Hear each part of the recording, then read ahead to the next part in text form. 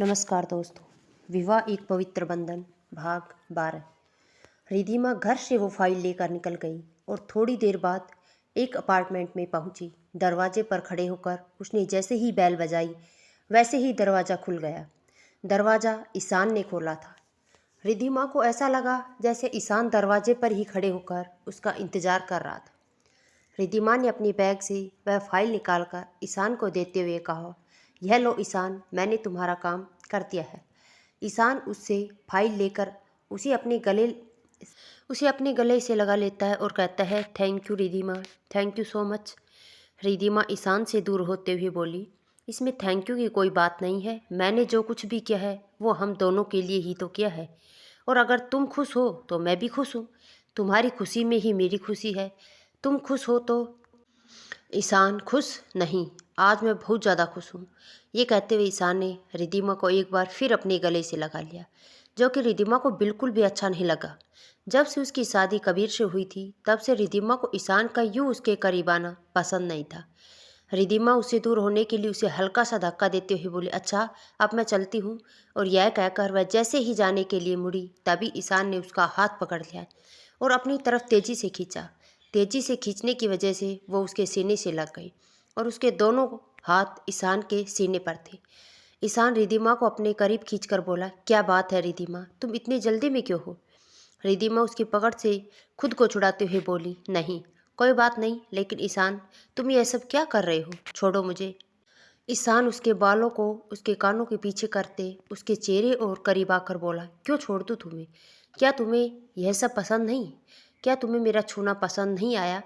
रिधिमा उसे दूर करने के लिए उसके सीने पर अपने हाथों से हल्का सा धक्का देते हुए उससे बोली, तुम अच्छे से जानते हो कि मुझे ये सब पसंद नहीं है। एक बार हमारी शादी हो जाने दो, फिर जो तुम चाहोगे वो होगा, लेकिन प्लीज़ उससे पहले नहीं। और आप छोड़ो मुझे। मैं तुम्हें पहले भी कह चुकी हूँ कि ये सब गलत है ईशान। लेकिन ईशान पर तो रिधिमा की किसी बात का कोई असर ही नहीं हुआ। वह ज़बरदस्ती उसे किस करने की कोशिश करने लगा तो रिधिमा ने उसे जोर लगाकर उसे एक जोर से धक्का दिया और जोर से चिल्लाई, पागल हो गए हो क्या ईशान? तुम जानते भी हो क्या किए जा रहे हो? मैं मना किए जा रहा हूँ फिर भी तुम जानते हो कि मैं शादीशुदा हूँ, फिर भी तुम मेरे साथ ऐसी हरकत कैसे कर सकते हो? रिधिमा की यह बात सुनकर ईशान जोर जोर से हंसने लगा और बोला, शादीशुदा? क्या कहा तुमने? शादीशुदा? रियली? तुम किस शादी की बात कर रही हो? कौन सी शादी जिसे तुम मानती ही नहीं हो? शादीशुदा होने की बात कर रही हो तुम ना? अच्छा चलो मुझे ये बताओ कि कौन शादीशुदा औरत अपने पति को छोड़कर किसी और आदमी के पास आती है?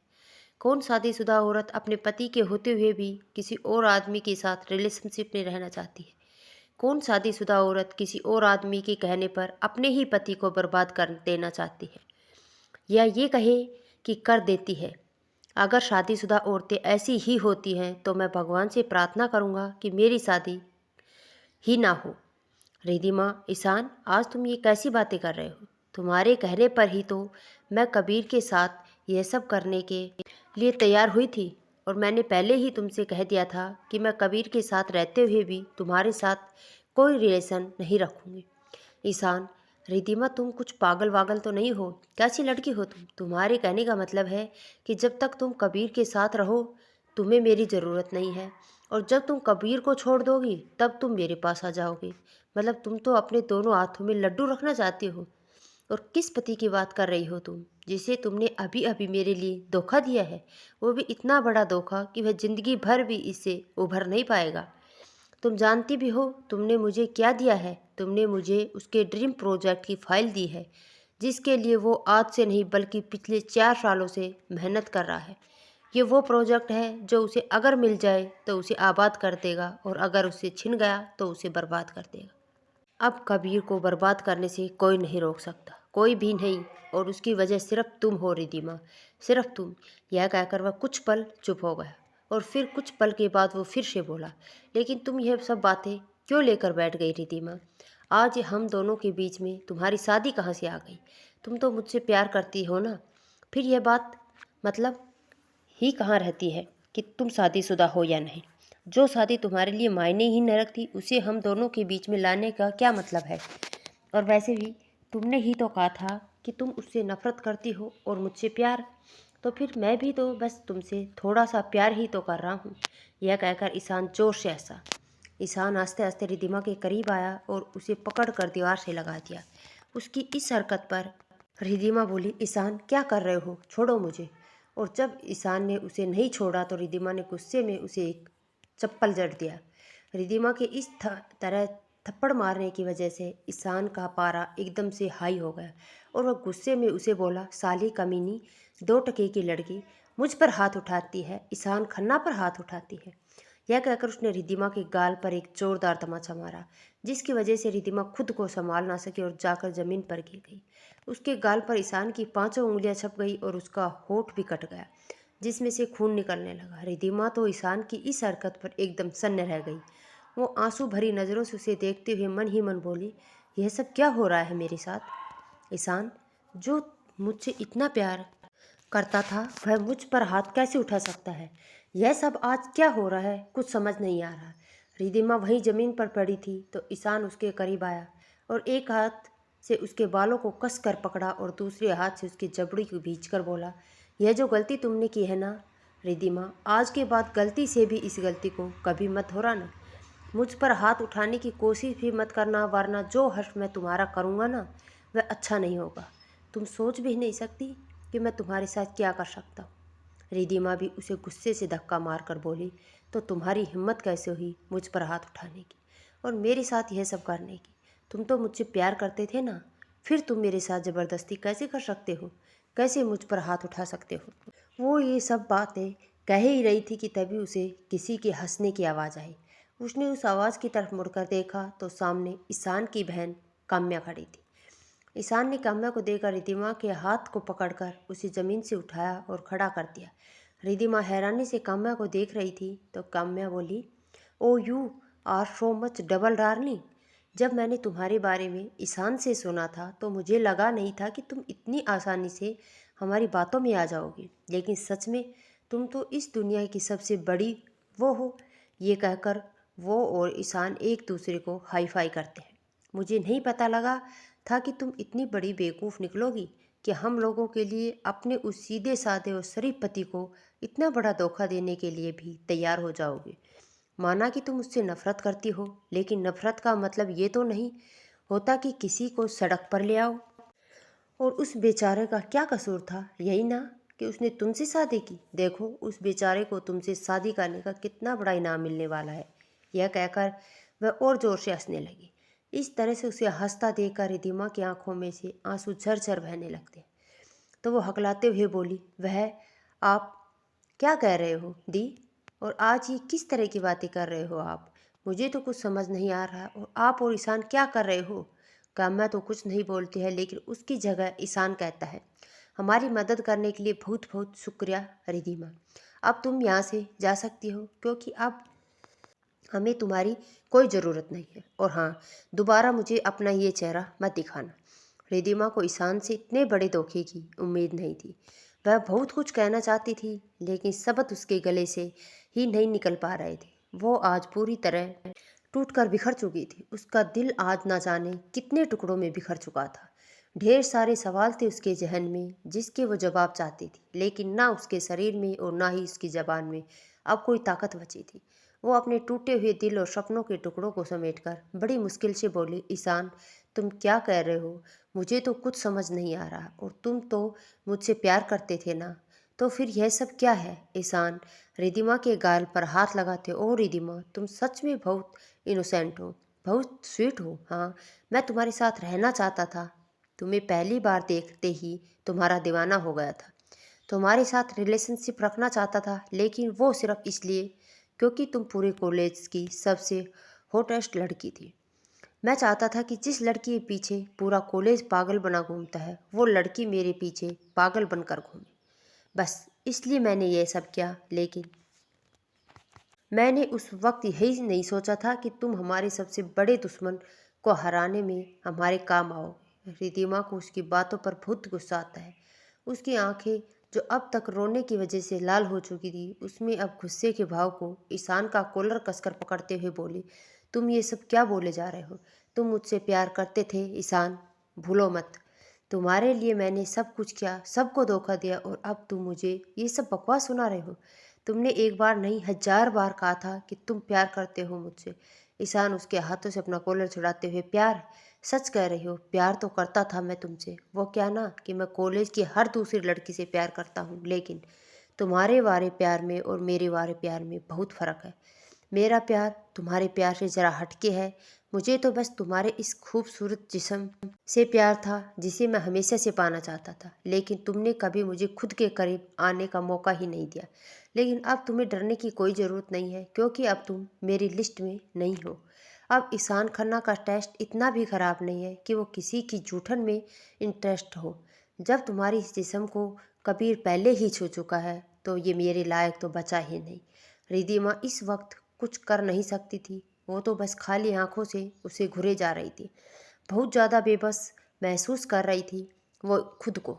ईशान फिर से बोलता है, ईशान, तुम्हें तो मैं उसी दिन छोड़ देता जिस दिन तुम्हारी शादी हुई थी, लेकिन जब मुझे पता चला कि तुम्हारी शादी द ग्रेट कबीर कपूर से हुई है तो मुझे हमारा पुराना बदला याद आ गया। उस वक्त मैंने यह प्लान बनाया कि तुम्हें किस तरह से इस्तेमाल करूँगा, और देखो आज मेरा वह प्लान सक्सेसफुल भी हो गया।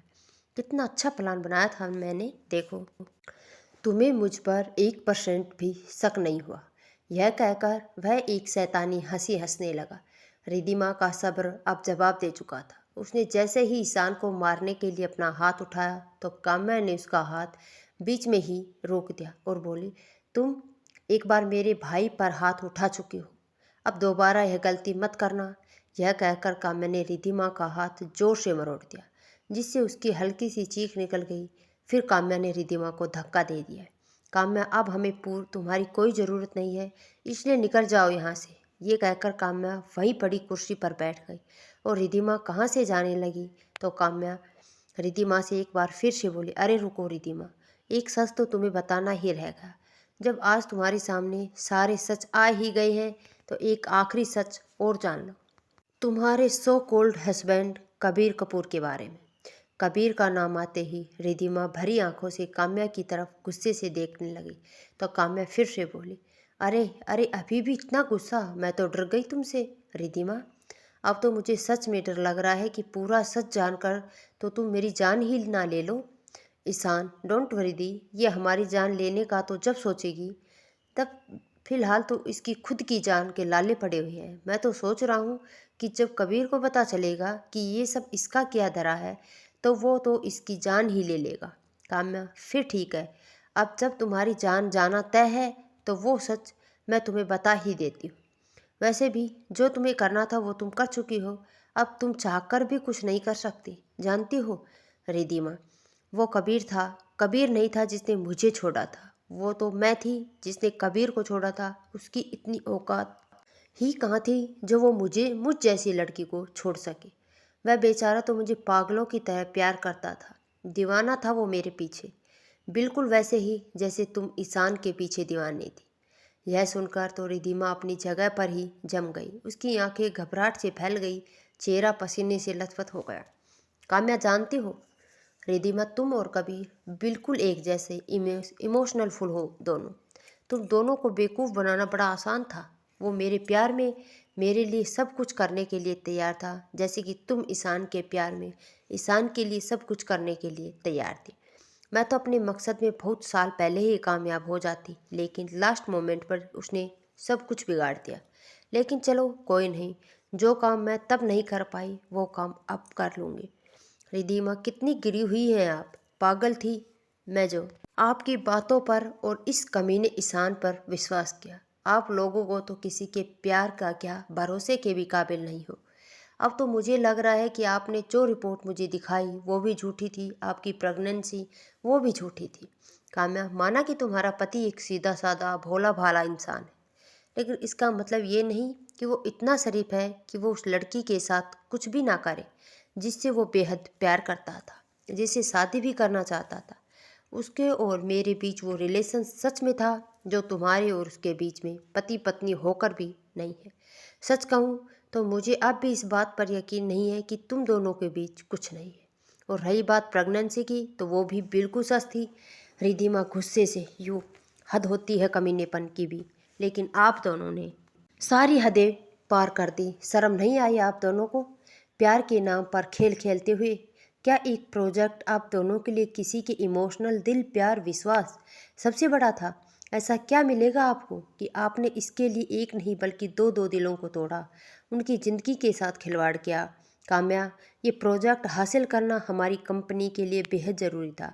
इस प्रोजेक्ट के मिलने से हमारे दो फ़ायदे होने वाले हैं। पहला तो इससे हमारी कंपनी टॉप में पहुंच जाएगी और दूसरा हमारी सबसे बड़ी राइवल कंपनी ख़त्म हो जाएगी। अब हम कबीर को बर्बाद कर देंगे, उसे बर्बाद होने से अब कोई नहीं बचा सकता। और हाँ, thank you for the file. Kamya की बात सुनकर रिद्धिमा को फाइल का ध्यान आता है। वह फाइल वहीं ज़मीन पर पड़ी थी तो वह झट से उसे उठाने लगती है, लेकिन ईशान उसे वो फाइल नहीं देता और उसका हाथ पकड़कर उसे धक्का देकर अपार्टमेंट से बाहर निकाल देता है और अंदर से दरवाज़ा बंद कर लेता है। उसके ऐसा करने पर रिद्धिमा ज़ोर ज़ोर से दरवाज़ा बजाने लगती है। रिद्धिमा, ईशान प्लीज़ एक बार दरवाज़ा खोलो, वो फाइल मुझे दे दो ईशान। तुम्हारी दुश्मनी मुझसे थी, तुम मुझे पाना चाहते थे ना, तो मैं जो तुम कहोगे वो सब करने के लिए तैयार हूँ, लेकिन बस वह फाइल मुझे दे दो। इस सब में कबीर की कोई गलती नहीं है, उसे बीच में क्यों ला रहे हो? प्लीज़ ऐसा मत करो, कबीर के साथ कुछ भी मत करो। प्लीज़ ईशान एक बार दरवाज़ा खोलो। वह काफ़ी देर तक दरवाज़ा बजाती रही, लेकिन ईशान और काम्या दोनों में से कोई भी दरवाज़ा नहीं खोलता। रिद्धिमा अपने मन में, ओ गॉड, मैंने यह क्या कर दिया? मैं प्यार में इतनी अंधी कैसे हो गई कि जो सच और झूठ को देख ही नहीं पाई? अब मैं क्या करूं? कैसे वो फाइल वापस लूं? कैसे कबीर को बताऊंगी कि इस सब की वजह मैं हूं? क्या किया मैंने कबीर के साथ? किस बात की सज़ा दी है मैंने कबीर को? क्या करूं? कुछ समझ नहीं आ रहा था। कहाँ जाऊं अब? किस मुंह से कबीर के पास जाऊं? कैसे बचाऊं? रिद्धिमा को कुछ भी समझ नहीं आ रहा था। वो कहाँ जाए, क्या करे? तो वह सड़क के बीच में ही घुटनों के बल बैठ जाती है और ज़ोर ज़ोर से रोने लगती है। आज उसका दिल जार जार हो रहा था। वो रोते रोते ही खुद से कहती है, क्या गलती थी मेरी? या ऐसा कौन सा गुनाह किया था मैंने जिसकी इतनी बड़ी सज़ा मुझे मिली है? प्यार ही तो किया था मैंने, वो भी पूरे दिल से सच्चा प्यार किया था मैंने। अब अगर जिससे मैंने प्यार किया वह इंसान ही गलत निकला तो इसमें मेरा क्या कसूर है? क्यों क्यों क्यों हुआ मेरे साथ ऐसा? क्या प्यार करना इतनी बड़ी खता है या उस प्यार पर विश्वास करना? क्या बिगाड़ा था मैंने किसी का? क्यों मुझे प्यार में इतना बड़ा धोखा मिला? जिस इंसान को मैंने इतना प्यार किया, जिसके लिए मैंने सबको धोखा दिया, आज उसने मुझे धोखा दे दिया और एक पल में अपनी ज़िंदगी से निकाल दिया। रिद्धिमा सड़क पर बैठी हुई यही सब सोचे जा रही थी और रोए जा रही थी। उसका दिल चकनाचूर हो चुका था और वह अपने टूटे हुए दिल के टुकड़े समेटने की कोशिश कर रही थी। उसे तो अपने आसपास का कोई ध्यान ही नहीं था। तभी उसे पीछे एक ट्रक बड़ी ही तेजी से उसकी तरफ आ रहा था, लेकिन वह तो अपने होशो हवास में ही नहीं थी। तभी अचानक किसी ने उसे जोर से दूसरी तरफ खींचा और वो ट्रक साइड से निकल गया। अचानक हुई इस हलचल से वो हकीकत में वापस आई। उसे बचाने वाला कोई और नहीं बल्कि कबीर था। कबीर रिद्धिमा पर जोर से चिल्लाते हुए, ध्यान कहाँ है तुम्हारा? क्या कर रही थी यह सड़क पर बीच में बैठकर? और क्या हुआ है तुम्हें? वो तो अच्छा हुआ कि मैं यहाँ से गुजर रहा था और मैंने तुम्हें यहाँ बैठे देख लिया और वक्त रहते तुम्हें बचा लिया। अगर आज मैं यहाँ नहीं होता तो क्या? आगे की सबक कहने के लिए उसकी ज़बान में उसका साथ ही नहीं दिया और वह चुप हो गया। कबीर की आवाज़ से रिद्धिमा होश में आई और जल्दी से उसके गले लग गई और ज़ोर ज़ोर से रोने लगी। कबीर ने भी उसके कस के गले लगा लिया। एक पल तो वो भी रिद्धिमा को खो देने के डर से डर गया था। वो दोनों काफ़ी देर तक एक दूसरे के गले लगाए हुए ही रोड पर खड़े रहे और बारिश में भीगते रहे। थोड़ी देर बाद जब रिद्धिमा का रोना सिसकियों में बदल गया तो कबीर ने उसे खुद से दूर करके पूछा, क्या बात है रिद्धिमा, क्यों रो रही हो? रिद्धिमा तो इस वक्त ऐसी हालत में भी नहीं थी कि कुछ भी बोल पाए। कबीर ने गौर से रिद्धिमा के चेहरे को देखा। थप्पड़ पड़ने की वजह से रिद्धिमा का होठ एक साइड से कट चुका था और उसके किनारे पर खून सूखकर जम चुका था। उस खून को देखते हुए कबीर रिद्धिमा से बोला, मिसेज कपूर, यह क्या हुआ? यह चोट कैसे लगी? और तुम्हारे चेहरे पर ये उंगलियों के निशान? रिद्धिमा की गाल पर छपे उंगलियों का निशान देखकर कबीर की आंखों में खून उतर आया तो वो ज़्यादा गुस्से में भरकर बोला, तुम पर किसी ने हाथ उठाया है क्या? बोलो रिद्धिमा, जवाब दो। कबीर को इतने गुस्से में देखकर रिधिमा एक बार को डर गई, लेकिन फिर भी हिम्मत जुटाकर धीरे से बोली, नहीं ऐसा कुछ नहीं है जैसा तुम सोच रहे हो। वह तो बस मैं गिर गई थी, इस वजह से यह चोट लग गई। कबीर, तो फिर तुम्हारे गालों पर यह निशान कैसे? रिधिमा, बता तो रही हूँ, गिरने की वजह से लग गई है और ये थप्पड़ के निशान नहीं है। यकीन करो मेरा, मुझ पर किसी ने हाथ नहीं उठाया। रिधिमा के सच ना बोलने पर कबीर को गुस्सा तो बहुत आया, लेकिन फिर भी अपने गुस्से को दबाकर उसने रिधिमा को कार में बिठाया और कार में बिठाकर अपने रुमाल से उसके होठों पर लगा खून साफ करते हुए बोला, तुम रो क्यों रही हो? ज़्यादा दर्द हो रहा है क्या तुम्हें? उसने इतना कहते ही रिधिमा एक बार फिर जोर से रो पड़ी और उसके गले लग गई और बोली, I am sorry Kabir, I am really very sorry. हाँ, दर्द हो रहा है, मुझे बहुत ज़्यादा दर्द हो रहा है। कबीर ने रिधिमा को खुद से दूर किया और बोला, चलो तुम्हें घर छोड़ देता हूँ, फिर मुझे दूसरी मीटिंग के लिए ऑफिस भी जाना है। यह कहकर उसने गाड़ी घर की तरफ मोड़ ली। घर पहुंचकर कबीर ने गाड़ी रोकी और रिधिमा की तरफ मुड़कर उसके गाल पर हाथ रखकर उससे बोला, मिसेज कपूर, घर आ गया है, अंदर जाओ और आराम करो। और हाँ, दवाई ज़रूर ले लेना, दर्द कम हो जाएगा। मेरा ऑफिस जाना बहुत ज़रूरी है, नहीं तो मैं नहीं जाता। कबीर की बात सुनकर रिधिमा गाड़ी से उतरने लगती है, लेकिन कबीर की आवाज़ से फिर से रुक जाती है और मुड़कर उसे देखने लगती है। कबीर, और हाँ, खाना ज़रूर खा लेना, मुझे लेट हो जाएगा तो मेरा इंतज़ार मत करना। रिधिमा फिर से जाने लगती है तो कबीर फिर से उसे आवाज़ लगाकर कहता है, मेरे होते हुए तुम्हें किसी भी तरह की टेंशन लेने की ज़रूरत नहीं है मिसेज कपूर। मुझ पर यकीन करो, मैं कुछ भी गलत नहीं होने दूंगा। रिधिमा को उसकी बात सुनाई तो दी, लेकिन समझ नहीं आई, तो वो घर के अंदर चली गई और कबीर भी अपने ऑफिस की तरफ निकल गया। अंदर अपने कमरे में वो काफ़ी देर तक टहलती रही। उसे कुछ समझ नहीं आ रहा था कि वो कबीर को ये कैसे सब बताए। वो ये सब सोच रही थी। मीना उसे डिनर के लिए बुलाने आई। पहले तो उसने मना कर दिया, पर कबीर की बात याद करके उसने अपना खाना नहीं, कमरे में ही मंगवा लिया। खाना खाकर वो फिर से जो आज उसके साथ हुआ उसके बारे में सोचने लगी। रिधिमा रोते हुए मन ही मन खुद से बोली, क्या करूं, क्या करूं? मुझे कैसे भी करके वह फाइल उससे वापस लेनी होगी, लेकिन यह सब कैसे मुमकिन होगा? फिर ऊपर आसमान की तरफ देखते हुए बोली, हे भगवान, प्लीज़ मेरी मदद कीजिए। प्लीज़ कबीर के साथ कुछ भी गलत मत होने दीजिएगा। मेरी गलती की सज़ा उसे मत दीजिएगा। कितनी बड़ी बेवकूफ़ थी मैं, जो उस इंसान पर विश्वास किया और उसने मेरे साथ इतना बड़ा विश्वासघात किया। क्यों नहीं समझ पाई मैं उस जैसे घटिया इंसान की चाल को?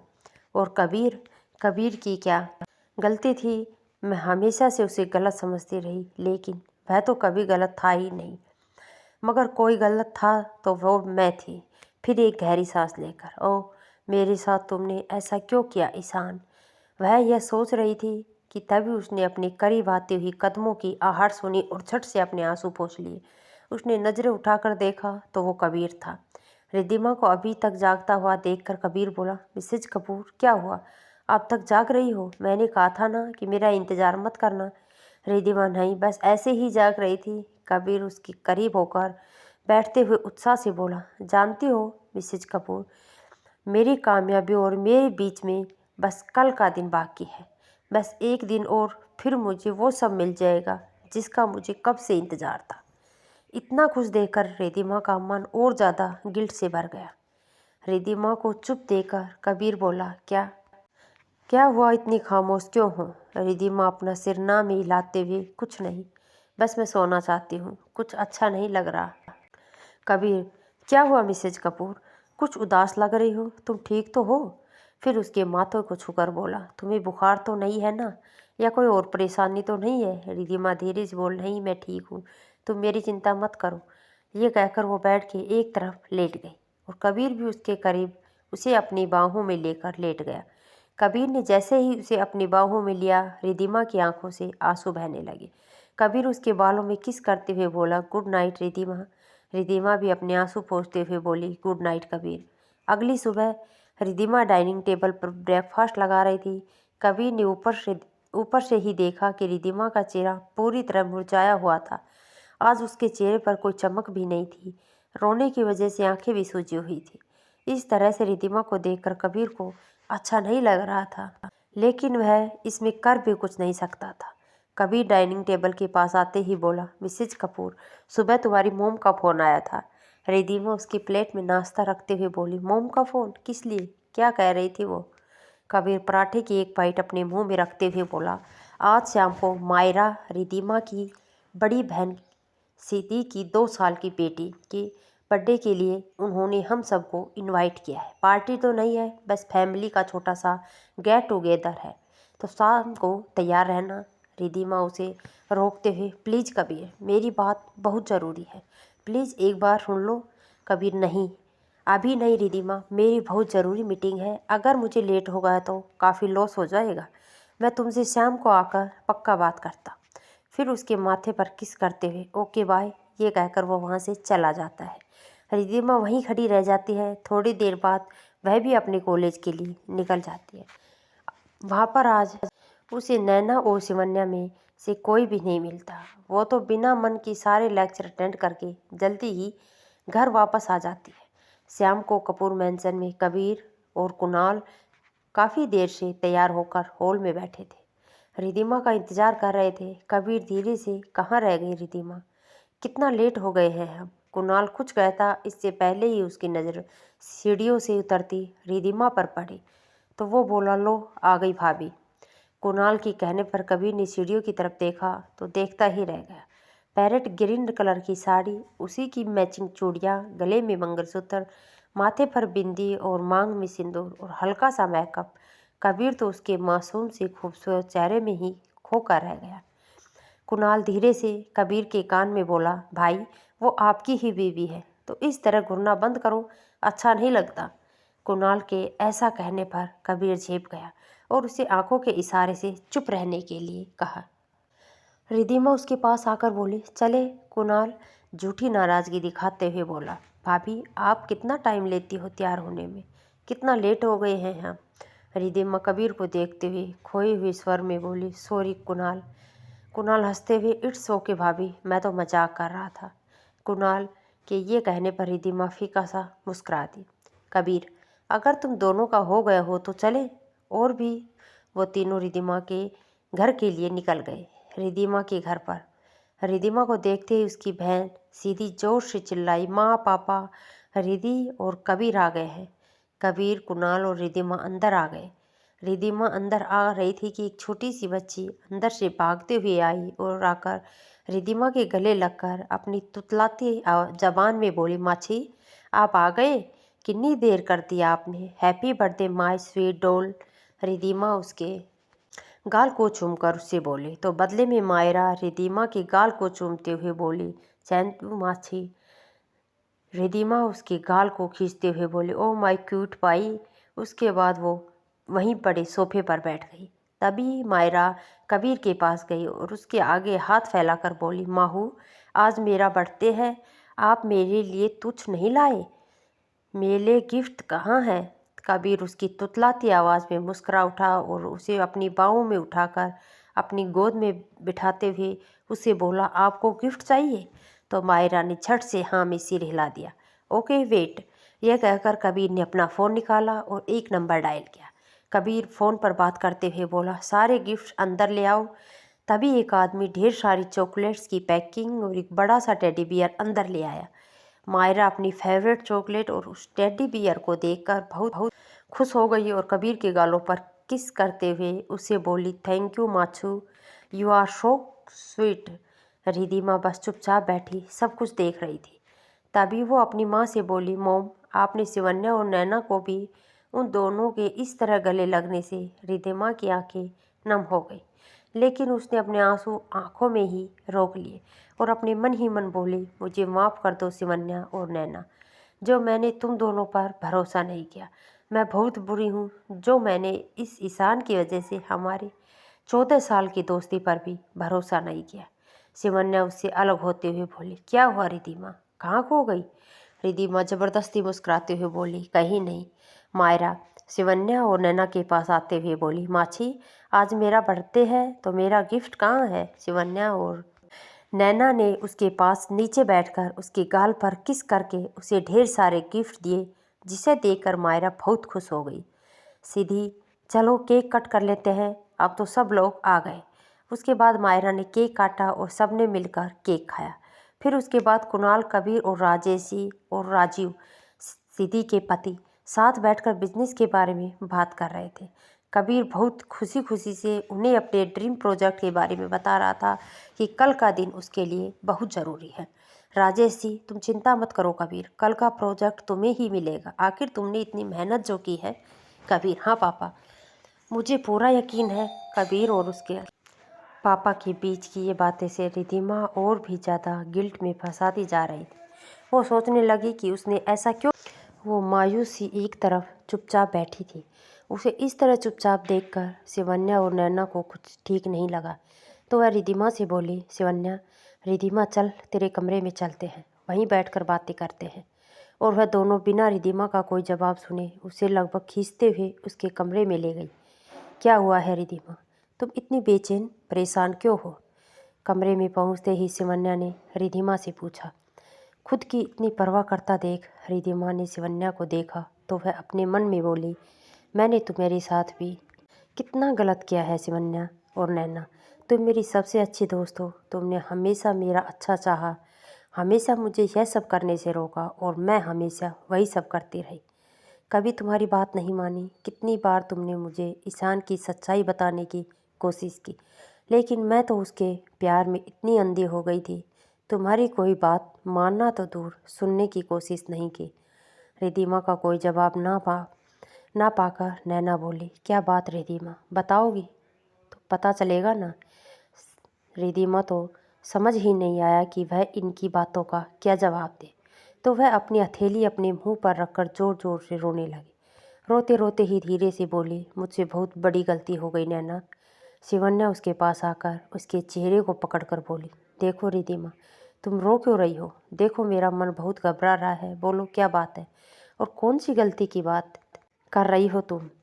ऐसा भी क्या हो गया? नैना की बात सुनकर वह पूरी तरह बिखर चुकी थी।